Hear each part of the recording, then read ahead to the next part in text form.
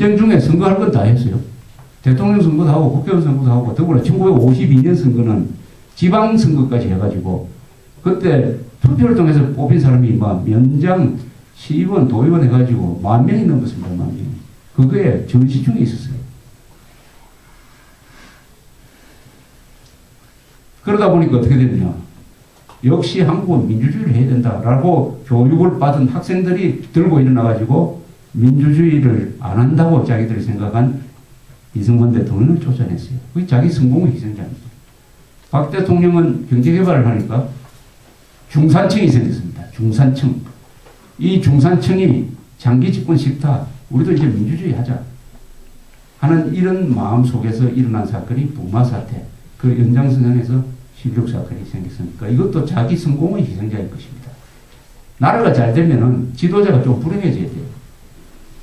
지도자가 행복하고 오랫동안 행복한 나라 치고 잘 된 나라 있습니까? 어제 무슨 잡지 보니까 현재 세계에서 지도자 권력을 제일 오래 누린 사람 누군지 아십니까? 김정일은 막 70년대 초니까 한 30 몇 년 한 사람 있어요. 카다피입니다. 카다피. 40년. 근데 그 리비아가 잘 됩니까? 또 무가베라고 이거 한 30년 되니까 짐바브웨가 저렇게 아주 이상. 역시 대한민국은 민주주의를 발전시킨 역사다. 민주주의 근간이 세 가지입니다. 언론 자유, 선거의 자유, 사유재산권의 자유. 이 세 가지는 우리가 1948년 헌법을 만든 이후에 지금까지 한 번도 완전히 없어져 본 적이 없어요. 부분적으로 제한을 받았어요. 유신 시절에는 언론의 자유가 제한을 받았습니다. 전두환 정권 때도 선거의 자유가 제한을 받았어요. 사유재산권이 가끔 제한을 받죠. 그러나 없어진 적은 한 번도 없습니다. 선거의 자유, 언론의 자유, 사유재산권의 자유.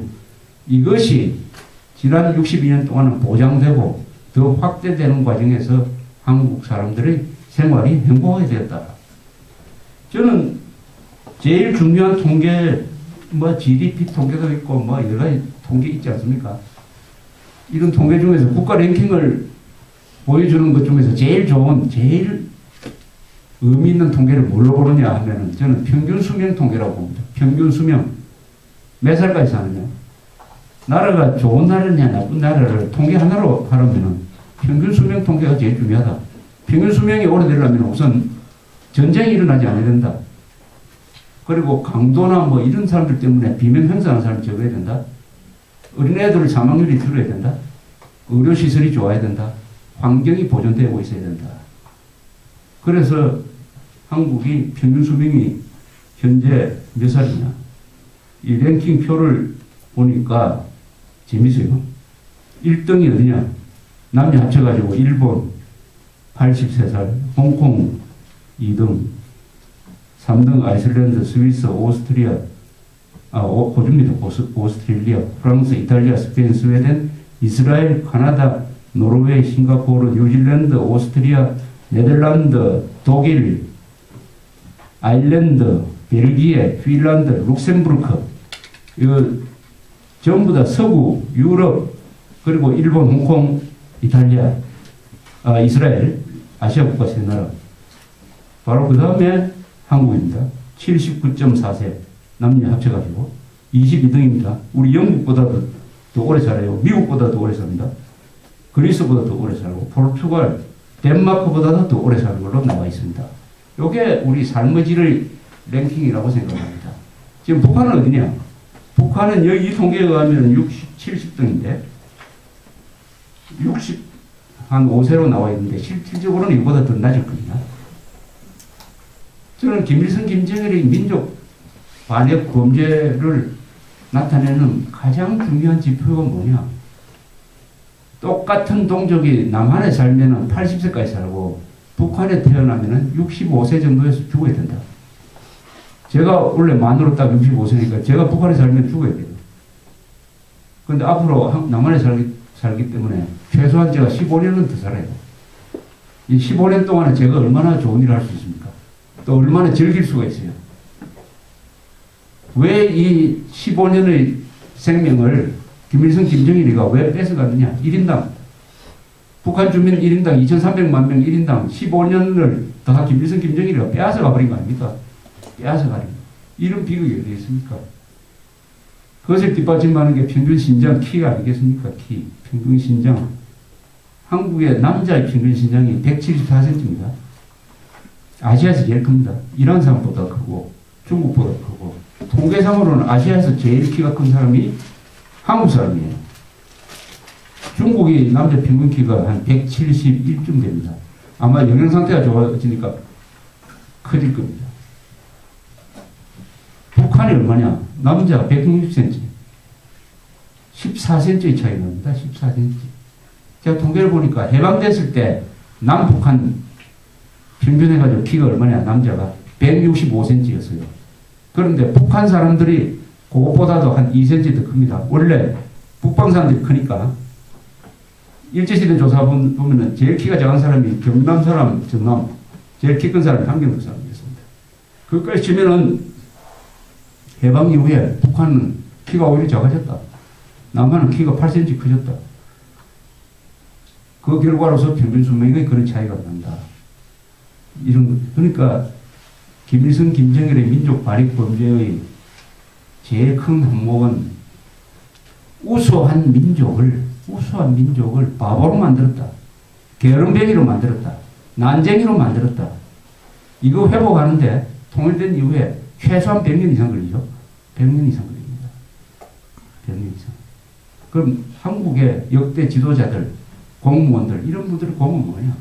여러 가지 문제가 많았지만 결과적으로 좋은 방향으로 마음을 쓰다가 보니까 이렇게 미국보다도 더 오래 사는 평균 수명이 오래된 이런 나라를 만들었다.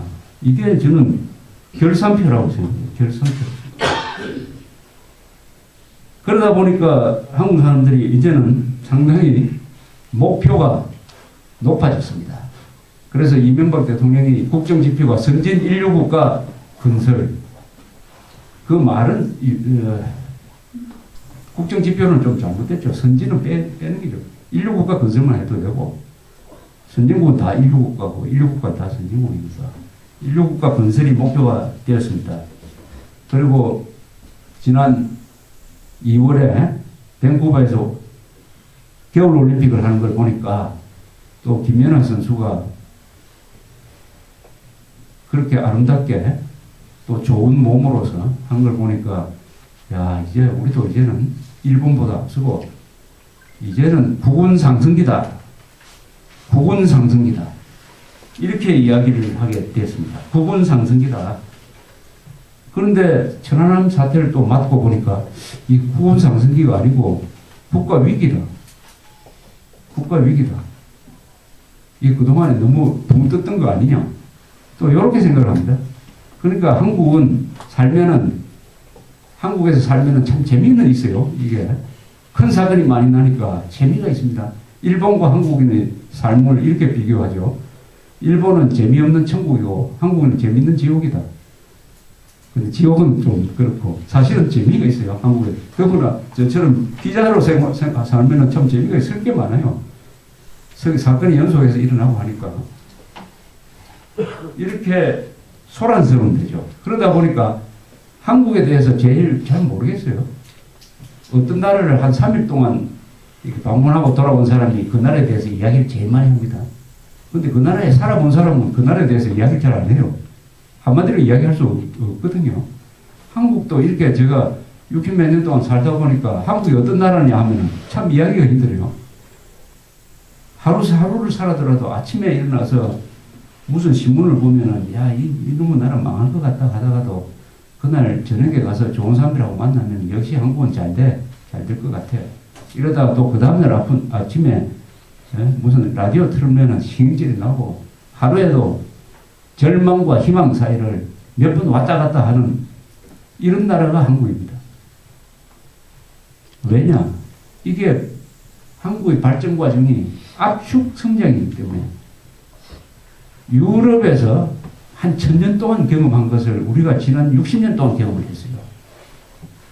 돌아가신 진영학 총리의 설명에 가면은 우리나라는 지난 60년 동안에 신석기 시대에서 정보화 시대로 갔다.